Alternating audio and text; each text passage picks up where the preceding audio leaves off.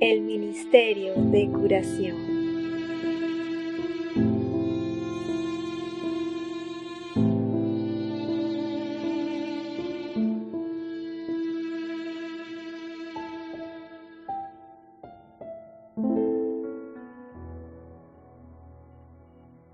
Días de ministerio activo.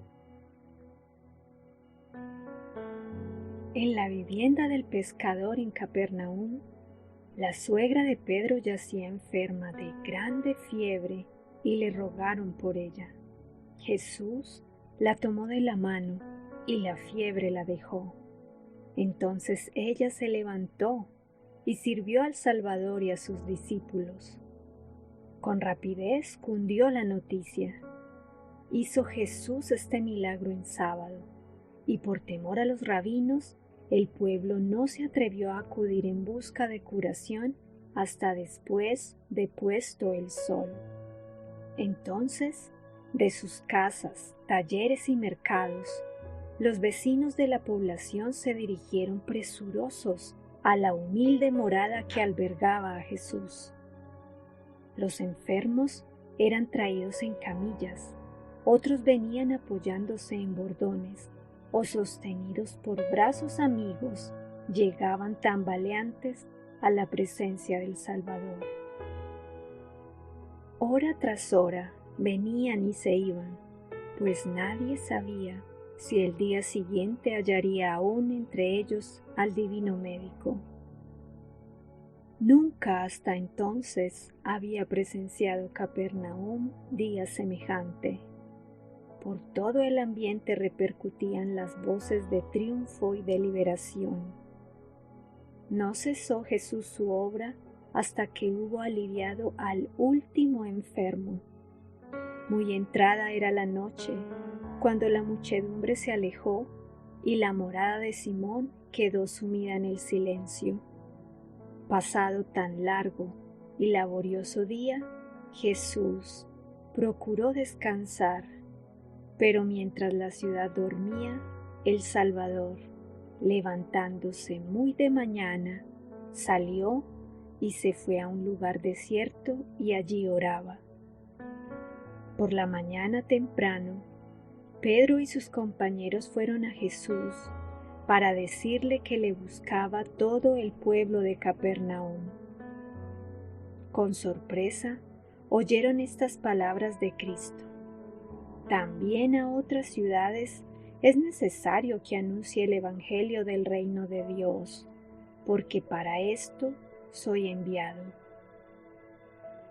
En la agitación de que era presa Capernaum, había peligro de que se perdiera de vista el objeto de su misión.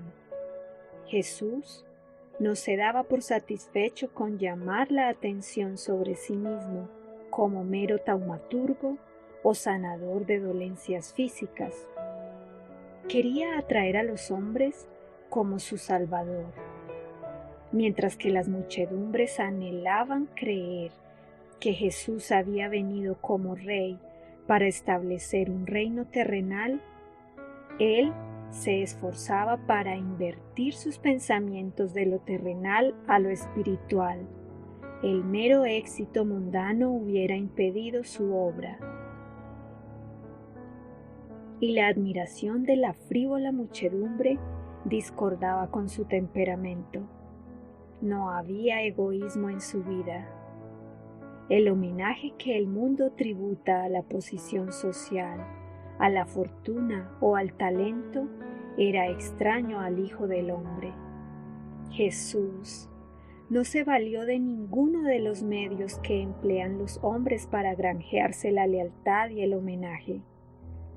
Siglos antes de su nacimiento había dicho de él un profeta: no clamará, ni alzará, ni hará oír su voz en las plazas, no quebrará la caña cascada, ni apagará el pábilo que humeare, sacará el juicio a la verdad. Los fariseos buscaban la distinción por medio de su escrupuloso formalismo ceremonial y por la ostentación de sus actos religiosos y sus limosnas. probaban su celo religioso, haciendo de la religión el tema de sus discusiones. Largas y ruidosas eran las disputas entre sectas opuestas, y no era raro oír en las calles la voz airada de sabios doctores de la ley empeñados en acaloradas controversias. Todo esto contrastaba con la vida de Jesús, en la que jamás se vieron ruidosas disputas, ni actos de adoración ostentosa, ni esfuerzo por cosechar aplausos. Cristo estaba escondido en Dios, y Dios se revelaba en el carácter de su Hijo. A esta revelación deseaba Jesús encaminar el pensamiento del pueblo. El sol de justicia no apareció a la vista del mundo para deslumbrar los sentidos con su gloria. Escrito está de Cristo, como el alba está aparejada su salida. Suave y gradualmente raya el alba, disipando las tinieblas y despertando el mundo a la vida. Así también nacía el sol de justicia, trayendo en sus alas salud. He aquí mi siervo, yo le sostendré, mi escogido, en quien mi alma toma contentamiento. Fuiste fortaleza al pobre, fortaleza al menesteroso en su aflicción, amparo contra el turbión, sombra contra el calor. Así dice el Dios Jehová, el Creador de los cielos y el que los extiende, el que extiende la tierra y sus verduras, el que da respiración al pueblo que mora sobre ella, y espíritu a los que por ella andan. Yo, Jehová, te he llamado en justicia, y te tendré por la mano. Te guardaré y te pondré por alianza del pueblo, por luz de las gentes, para que abras ojos de ciegos, para que saques de la cárcel a los presos, y de casas de prisión a los que están de asiento en tinieblas. Guiaré los ciegos por camino que no sabían, haréles pisar por las sendas que no habían conocido. Delante de ellos tornaré las tinieblas en luz, y los rodeos en llanura. Estas cosas les haré, y no los desampararé. Cantad a Jehová un nuevo cántico, su alabanza desde el fin de la tierra. Los que descendéis a la mar, y lo que la hinche, las islas y los moradores de ellas. Alcen la voz el desierto y sus ciudades, las aldeas donde habita Cedar. Canten los moradores de la piedra, y desde la cumbre de los montes, den voces de júbilo, den gloria a Jehová, y prediquen sus loores en las islas. Cantad loores, oh cielos, porque Jehová lo hizo. Gritad con júbilo, lugares bajos de la tierra. Prorrumpid, montes, en alabanza, bosque y todo árbol que en él está, porque Jehová redimió a Jacob, y en Israel será glorificado. Desde la cárcel de Herodes, donde defraudadas sus esperanzas, Juan Bautista velaba y aguardaba, mandó 2 de sus discípulos a Jesús con el mensaje: ¿Eres tú aquel que había de venir, o esperaremos a otro? El Salvador no respondió en el acto a la pregunta de estos discípulos. Mientras ellos esperaban, extrañando su silencio, los afligidos acudían a Jesús. La voz del poderoso médico penetraba en el oído del sordo. Una palabra, el toque de su mano, abría los ojos ciegos para que contemplasen la luz del día, las escenas de la naturaleza, los rostros amigos y el semblante del libertador. Su voz llegaba a los oídos de los moribundos, y éstos se levantaban sanos y vigorosos. Los endemoniados paralíticos obedecían su palabra. les dejaba la locura y le adoraban a él. Los campesinos y los jornaleros pobres, de quienes se apartaban los rabinos por creerlos impuros, se reunían en torno suyo y él les hablaba palabras de vida eterna. Así transcurrió el día, viéndolo y oyéndolo todos los discípulos de Juan. Finalmente, Jesús los llamó y les mandó que volvieran a Juan y le dijeran lo que habían visto y oído, añadiendo: Bienaventurado es el que no fuere escandalizado por mí. Los discípulos llevaron el mensaje y esto bastó. Juan recordó la profecía concerniente al Mesías. Jehová me ha ungido para anunciar buenas nuevas a los mansos. Me ha enviado para vendar a los quebrantados de corazón, para proclamar a los cautivos libertad y a los aprisionados abertura de la cárcel, para proclamar el año de la buena voluntad de Jehová, para consolar a todos los que lloran. Jesús de Nazaret era el prometido. Demostraba su divinidad al satisfacer las necesidades de la humanidad doliente. Su gloria resaltaba por su condescendencia al colocarse a nuestro humilde nivel. Las obras de Cristo no solo declaraban que era el Mesías, sino que manifestaban cómo iba a establecerse su reino. Juan percibió en revelación la misma verdad que fue comunicada a Elías en el desierto, cuando un viento grande e impetuoso rompía los montes y hacía pedazos las peñas delante de Jehová. Mas Jehová no estaba en el viento. Y después del viento hubo un terremoto, mas Jehová no estaba en el terremoto. Y después del terremoto, un fuego, mas Jehová no estaba en el fuego. Pero después del fuego, Dios habló al profeta en voz apacible y suave. Así también iba Jesús a cumplir su obra, no trastornando tronos y reinos, no con pompa ni ostentación, sino hablando a los corazones de los hombres mediante una vida de misericordia y desprendimiento.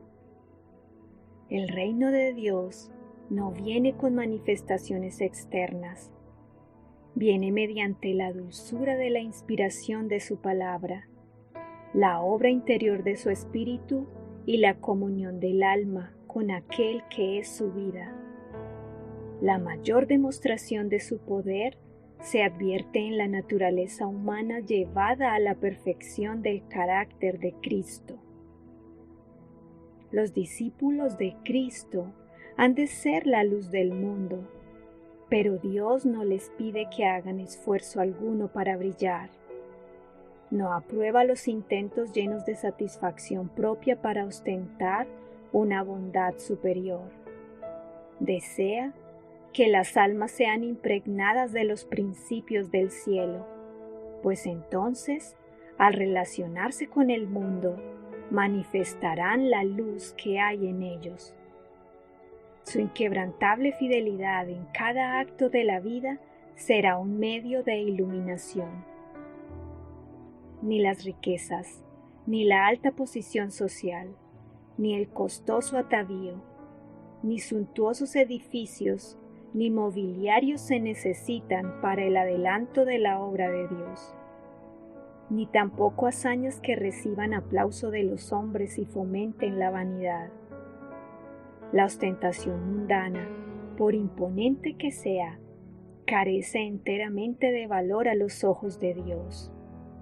Sobre lo visible y temporal, aprecia lo invisible y eterno. Lo primero tiene valor tan solo cuando expresa lo segundo.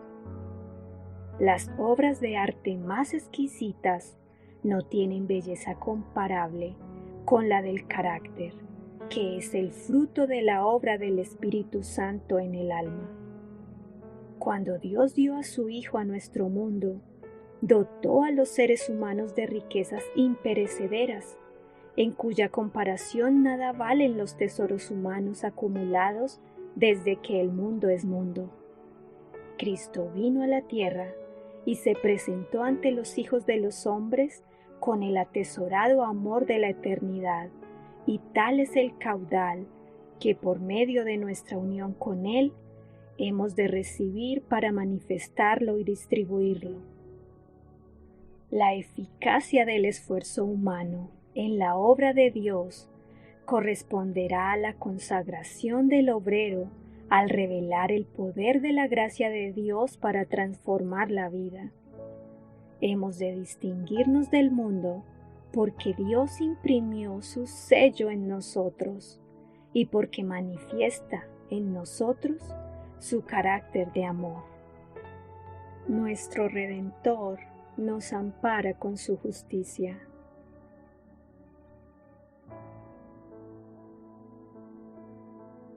En su brazo cogerá los corderos. Al escoger a hombres y mujeres para su servicio, Dios no pregunta si tienen bienes terrenales, cultura o elocuencia. Su pregunta es: ¿andan ellos en tal humildad que yo pueda enseñarles mi camino? ¿Puedo poner mis palabras en sus labios? ¿Me representarán a mí? Dios puede emplear a cada cual en la medida en que pueda poner su espíritu en el templo del alma. Aceptará la obra que refleje su imagen. Sus discípulos han de llevar como credenciales ante el mundo las indelebles características de sus principios inmortales. Mientras Jesús desempeñaba su ministerio en las calles de las ciudades, las madres con sus pequeñuelos enfermos o moribundos en brazos se abrían paso por entre la muchedumbre para ponerse al alcance de la mirada de Él. Ved a estas madres, pálidas, cansadas, casi desesperadas, y no obstante resueltas y perseverantes. Con su carga de sufrimientos buscan al Salvador. Cuando la agitada muchedumbre las empuja hacia atrás, Cristo se abre paso poco a poco hasta llegar junto a ellas. Brota la esperanza en sus corazones. Derraman lágrimas de gozo cuando consiguen llamarle la atención y se fijan en los ojos que expresan tanta compasión y tanto amor. Dirigiéndose a una de las que formaban el grupo, el Salvador alienta su confianza diciéndole: ¿qué puedo hacer por ti? Entre sollozos, ella le expone su gran necesidad. Maestro, que sanes a mi hijo. Cristo toma al niño y a su toque desvanécese la enfermedad. Huye la mortal palidez. Vuelve a fluir por las venas la corriente de vida y se fortalecen los músculos. La madre oye palabras de consuelo y paz. Luego, preséntase otro caso igualmente urgente. De nuevo hace Cristo uso de su poder vivificador y todos loan y honran al que hace maravillas. Hacemos mucho hincapié en la grandeza de la vida de Cristo. Hablamos de las maravillas que realizó, de los milagros que hizo, pero su cuidado por las cosas que se suelen estimar insignificantes es prueba aún mayor de su grandeza. Acostumbraban los judíos llevar a los niños a algún rabino para que pusiese las manos sobre ellos y los bendijera. Pero los discípulos consideraban que la obra del Salvador era demasiado importante para interrumpirla así. Cuando las madres acudían deseosas de que Cristo bendijera a sus pequeñuelos, los discípulos las miraban con desagrado. Creían que los niños no iban a obtener provecho de una visita a Jesús y que a Él no le agradaría verlos. Pero el Salvador comprendía el solícito cuidado y la responsabilidad de las madres que procuraban educar a sus hijos conforme a la palabra de Dios. Él había oído los ruegos de ellas y las había atraído a su presencia. Una madre había salido de su casa con su hijo para encontrar a Jesús. En el camino dio a conocer su propósito a una vecina, y ésta a su vez deseaba también que Cristo bendijese a sus hijos. Así que fueron unas cuantas madres con sus hijos, algunos de los cuales habían pasado ya de la primera infancia a la niñez y juventud. Al exponer las madres sus deseos, Jesús escuchó con simpatía su tímida y lagrimosa petición, pero aguardó para ver cómo las tratarían los discípulos, y al notar que éstos las reprendían y apartaban, creyendo así prestarle servicio a él, les demostró el error en que estaban diciendo: «Dejad a los niños venir a mí, y no se lo estorbéis, porque de los tales es el reino de Dios». Tomó entonces a los niños en brazos, les puso las manos encima y les dio las bendiciones que buscaban. Las madres quedaron consoladas, volvieron a sus casas fortalecidas y bendecidas por las palabras de Cristo. Se sentían animadas para reasumir sus responsabilidades con alegría renovada y para trabajar con esperanza por sus hijos. Si pudiéramos conocer la conducta ulterior de aquellas madres, las veríamos recordando a sus hijos la escena de aquel día y repitiéndoles las amantes palabras del Salvador. Veríamos también cuán a menudo, en el curso de los años, el recuerdo de aquellas palabras impidió que los niños se apartaran del camino trazado para los redimidos del Señor. Cristo es hoy el mismo Salvador compasivo que anduvo entre los hombres. Es hoy tan verdaderamente el auxiliador de las madres como cuando en Judea tomó a los niños en sus brazos. Los niños de nuestros hogares fueron comprados por su sangre, tanto como los de antaño. Jesús conoce la carga del corazón de toda madre. Aquel cuya madre luchó con la pobreza y las privaciones simpatiza con toda madre apenada. El que hiciera un largo viaje para aliviar el corazón angustiado de una cananea, hará otro tanto por las madres de hoy. El que devolvió a la viuda de Naín su único hijo y en su agonía de la cruz se acordó de su propia madre, se conmueve hoy por el pesar de las madres. Él las consolará y auxiliará en toda aflicción y necesidad. Acudan, pues, a Jesús, las madres con sus perplejidades. Encontrarán bastante gracia para ayudarlas en el cuidado de sus hijos. Abiertas están las puertas para toda madre que quiera depositar su carga a los pies del Salvador. Aquel que dijo: «Dejad los niños venir y no se lo estorbéis», sigue invitando a las madres a que le traigan a sus pequeñuelos para que los bendiga.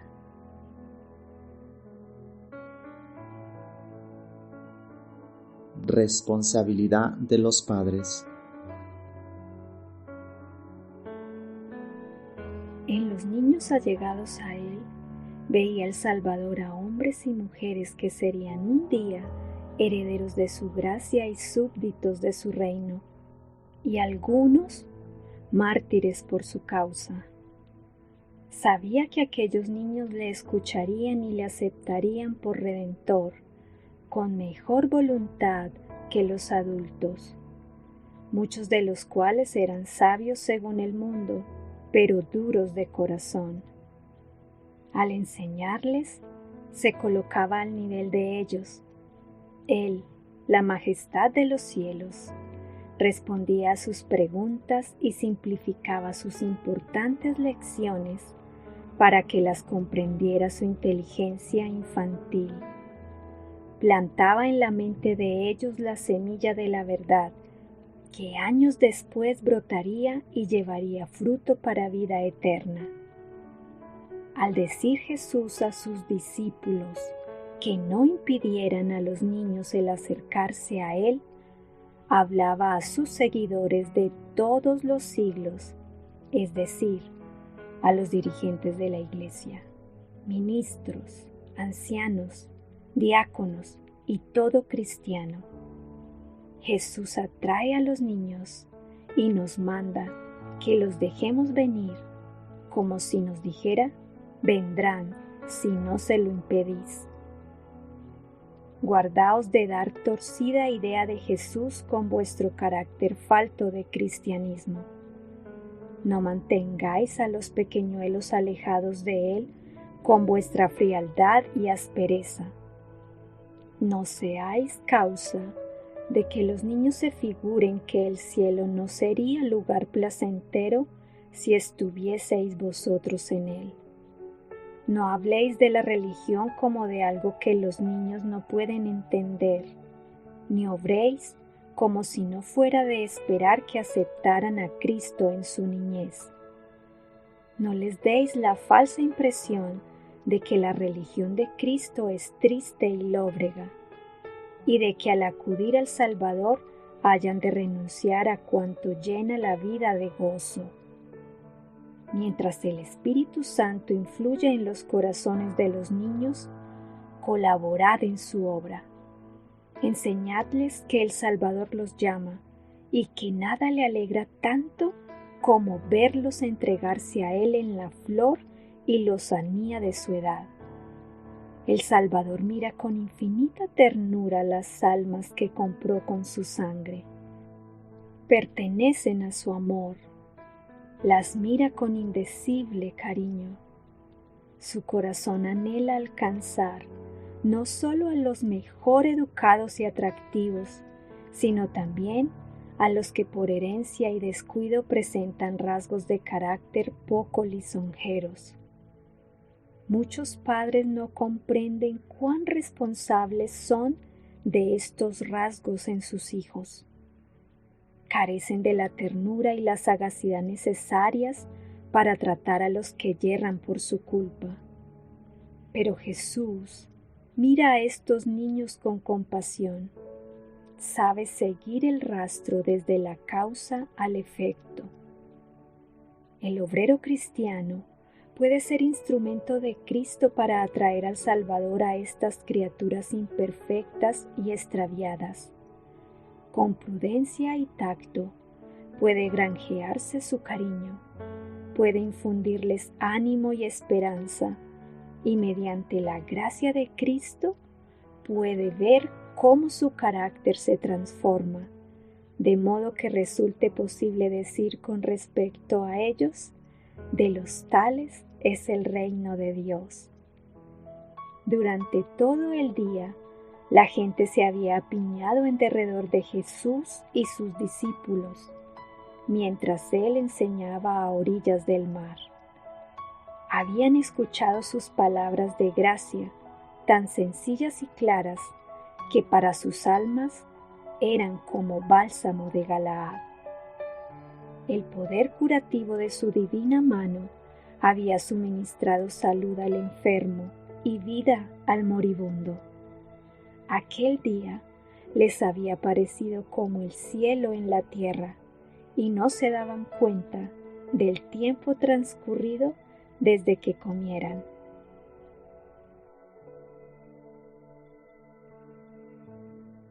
Cinco panecillos alimentan a una muchedumbre.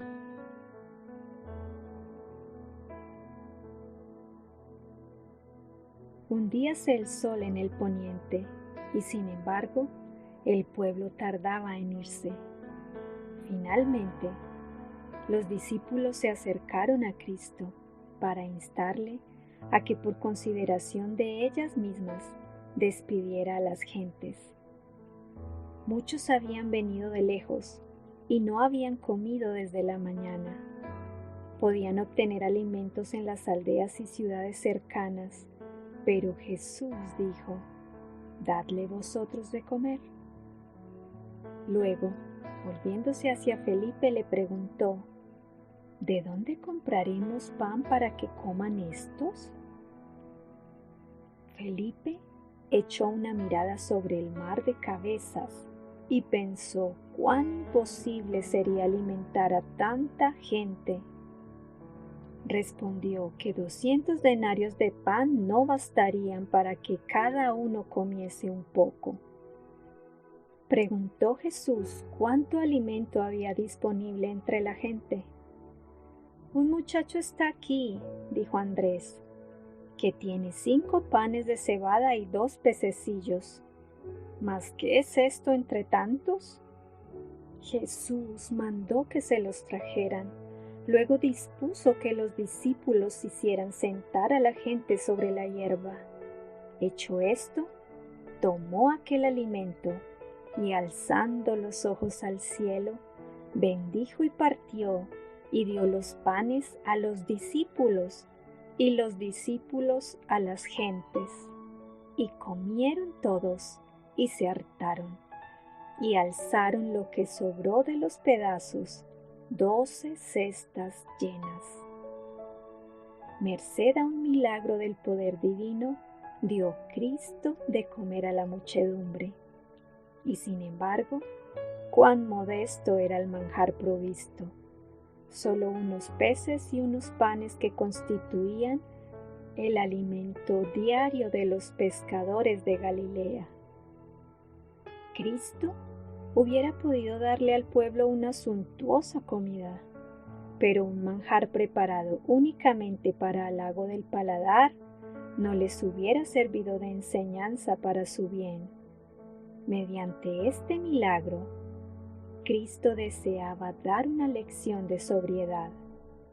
Si los hombres fueran hoy de hábitos sencillos y si viviesen en armonía con las leyes de la naturaleza, como Adán y Eva en un principio, habría abundantes provisiones para satisfacer las necesidades de la familia humana. Pero el egoísmo y la gratificación de los apetitos trajeron el pecado y la miseria, a causa del exceso por una parte y de la necesidad por otra. Jesús no procuraba atraerse al pueblo satisfaciendo sus apetitos. Para aquella gran muchedumbre, cansada y hambrienta, después de tan largo día lleno de emociones, una comida sencilla era prenda segura de su poder y de su solícito afán de atender a las necesidades comunes de la vida. No ha prometido el Salvador a sus discípulos el lujo mundano. El destino de ellos puede hallarse limitado por la pobreza, pero ha empeñado su palabra al asegurarles que sus necesidades serán suplidas y les ha prometido lo que vale más que los bienes terrenales: el permanente consuelo de su propia presencia. Comido que hubo la gente, sobraba abundante alimento. Jesús mandó a sus discípulos: «Recoged los pedazos que han quedado, porque no se pierda nada». Estas palabras significaban más que recoger las sobras en cestas. La lección era doble. Nada debe ser malgastado. No hemos de perder ninguna ventaja temporal. No debemos descuidar cosa alguna que pueda beneficiar a un ser humano. Recojamos todo cuanto pueda aliviar la penuria de los hambrientos del mundo. Con el mismo cuidado debemos atesorar el pan del cielo para satisfacer las necesidades del alma. Hemos de vivir de toda palabra de Dios. Nada de cuanto Dios ha dicho debe perderse. No debemos desoír una sola palabra de las referentes a nuestra eterna salvación. Ni una sola debe caer al suelo como inútil. El milagro de los panes enseña que dependemos de Dios. Cuando Cristo dio de comer a los 5,000, el alimento no estaba a la mano. A simple vista no disponía de recurso alguno. Estaba en el desierto, con 5,000 hombres, sin contar a las mujeres y los niños.